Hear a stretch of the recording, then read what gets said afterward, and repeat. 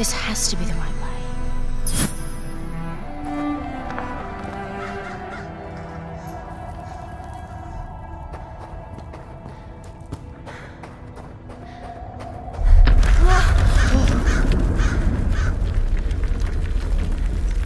Before we continue, let's stop a moment and take a look at some of the key features of this demo.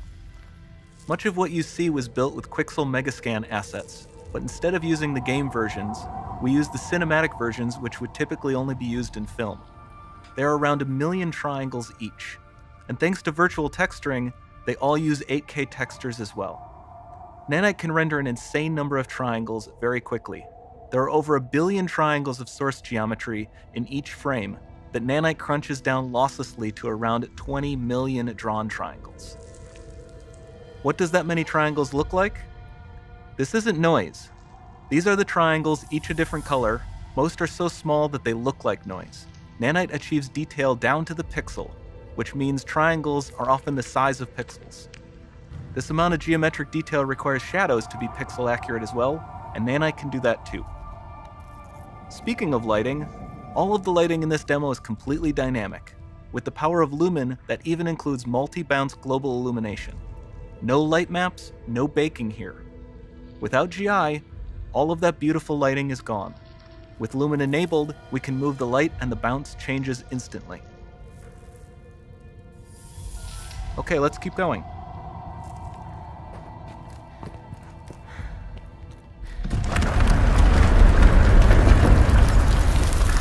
We've made some great additions to our audio system as well. Convolution reverb allows us to measure reverberation characteristics of real spaces, like actual caves that we sampled, and reproduce them in virtual spaces. Sound field rendering allows us to record and play back spatialized audio.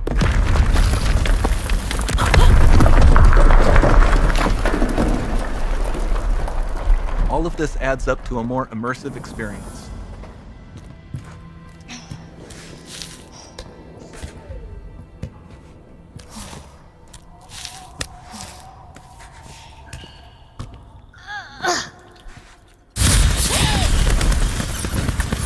This swarm of bats was created with our Niagara effects system.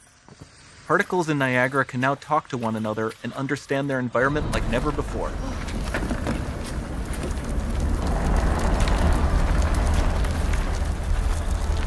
We've also added a ton of new functionality to run fluid simulations like you see in the water below.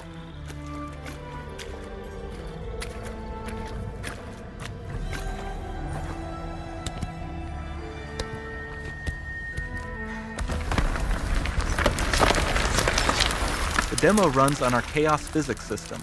Here we are using it to accurately simulate the rigid bodies of the falling rocks and the cloth of her scarf.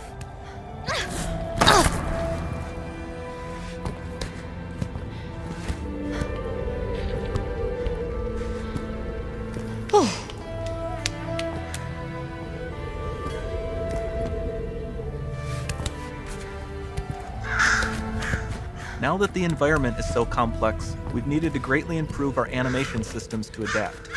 We've added predictive foot placement and motion warping, which dynamically modifies IK and body position to look more natural.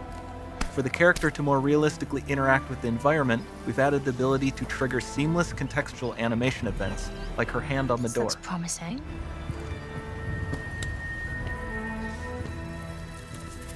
Dynamic GI is amazing, not just for speeding up iteration, but also for its impact on gameplay. Nice. Any light source can move while still having be. beautiful bounce lighting. Dynamic illumination means specular as well, which you can see on all the metal surfaces. You can even see the Niagara-powered bugs reacting to the light.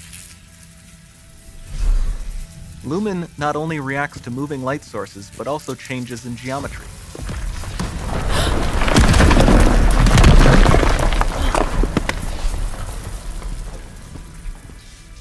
Remember we mentioned high poly assets? This statue was imported directly from ZBrush and is more than 33 million triangles. No baking of normal maps, no authored LODs.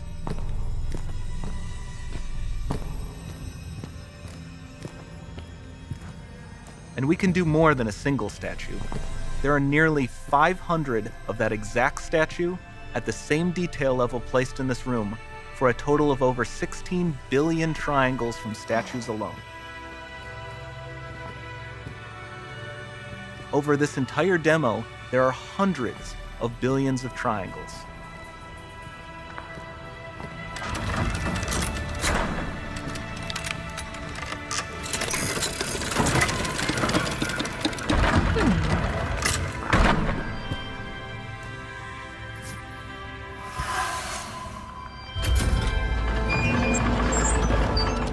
So with Nanite, you have limitless geometry, and with Lumen, you have fully dynamic lighting and global illumination, all running on a PlayStation 5.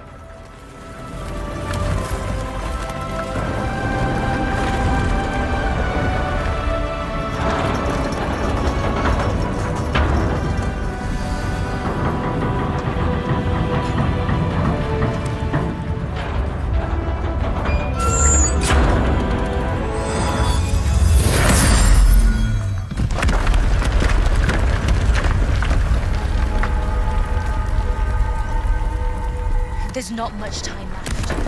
And this doesn't need to be constrained to small rooms. It can stretch all the way to the horizon. The portal, it's open. Don't fail me now.